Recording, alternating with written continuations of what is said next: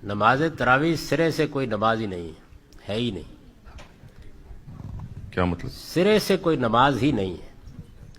اب ذرا تفصیل سنیے. ہمارے دین میں 5 نمازیں شب و روز میں فرض کی گئی ہیں ہر مسلمان پر. یعنی 2 رکعتیں فجر کے وقت، 4 ظہر کے وقت، 4 عصر کے وقت، 3 مغرب کے وقت، 4 عشاء کے وقت. یہ ہر مسلمان پر فرض ہے. اتنی عبادت اس نے کرنی ہے، خدا کے حضور میں حاضر ہونا ہے.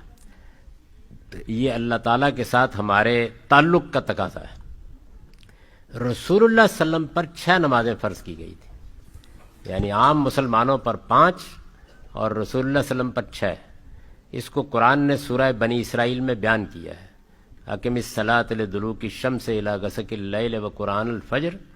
اس کے بعد کہا ہے ومن اللیل تہجد بہ نافلۃ لک، کہ اے پیغمبر آپ کو ایک چھٹی نماز تہجد کا اہتمام بھی کرنا ہے، اور یہ آپ کے لیے ایک زائد نماز ہے. تو رسول اللہ صلی اللہ علیہ وسلم بڑے اہتمام کے ساتھ 5 کے ساتھ یہ چھٹی نماز بھی روزانہ پڑھتے تھے. یعنی آپ پر تہجد کی نماز بھی فرض کی گئی تھی. رسول اللہ صلی اللہ علیہ وسلم کی پیروی کے شوق میں مسلمانوں نے بھی تہجد کی نماز پڑھنا شروع کر دی. اس کا ذکر بھی قرآن مجید میں سورہ مزمل میں ہے. طائفۃ من الذین معک، یعنی صحابہ میں سے بھی کچھ لوگ اللہ تعالیٰ کہتے ہیں کہ آپ کے ساتھ پڑھنے لگ گئے ہیں تہجد کی نماز. تو تہجد کی نماز نفل نماز تھی عام مسلمانوں کے لیے. نفل نماز کوئی بھی پڑھ سکتا ہے. رسول اللہ پر فرض تھی صلی اللہ علیہ وسلم، تو صحابہ میں سے بھی کچھ لوگ پڑھنے لگ گئے. رمضان کے مہینے میں لوگوں کو زیادہ شوق ہوتا تھا کہ وہ اٹھ کے تہجد پڑھیں. تو بعض لوگوں نے جو مثلا مزدوری سارا دن کی ہے اور کوئی مصروفیات ہیں، تو انہوں نے حضور سے یہ عرض کی کہ کیا اللہ ہمیں اتنی رعایت دے سکتا ہے کہ ہم تہجد کی نماز پھر سن لیجئے، تہجد کی نماز عشاء کے ساتھ پڑھ لیا کریں. تو آپ نے فرمایا پڑھ سکتے ہو. تو یہ جو آپ روزانہ وتر پڑھتے ہیں یہ تہجد کی نماز ہے.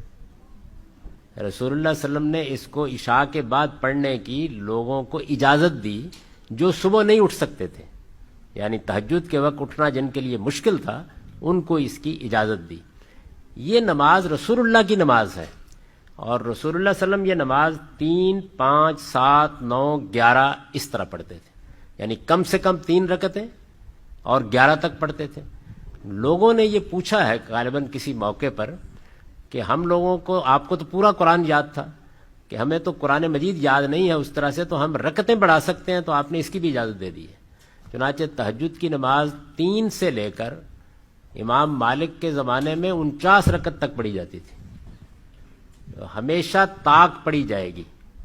یعنی 3 پڑھی جائیں گی، 5 پڑھی جائیں گی، 7 پڑھی جائیں گی، 4، 6 نہیں پڑھی جا سکتی. تو یہ تہجد کی نماز ہے. عام دنوں میں آپ وتر کہہ کے اس کو پڑھتے ہیں. عربی میں وتر کہتے ہیں طاق کرنے کو. یعنی جو آڈ نمبر ہے اس کو وتر کہا جاتا ہے. عربی میں اگر یہ کہنا ہو کہ آپ کسی چیز کو طاق کر لیں، اس کے نمبر آڈ کر لیں، تو کہا جاتا ہے اوتر. اس سے لفظ وتر بنا ہے. تو یہ وتر جو آپ پڑھتے ہیں عام دنوں میں، یہ تہجد کی نماز ہے، حضور کی اجازت سے پڑھی گئی. یہی نماز ہے جس کو آپ عشاء کے بعد پڑھ کے تراویح کہتے ہیں. اس کو تراویح کا نام کیسے پڑا؟ لوگوں نے جب زیادہ رکعتیں پڑھنی شروع کی شوق میں، تو وہ آرام کرنے کے لیے ہر 4 رکعت کے بعد بیٹھ جاتے تھے. عربی میں اس بیٹھنے کو ترویہ کہتے ہیں. اس کی جمع ہے تراویح. یہ نام بھی ایسے پڑا. تو یہ اصل میں تہجد کی نماز ہے. یہ ایک نفل نماز ہے. آپ پڑھیں اللہ بہت اجر دے گا، نہ پڑھیں تو آپ کے روزے کو کچھ نہیں ہوگا. وہ پرواز کرنے میں کہیں تھک کر نہیں بیٹھ جائے گا.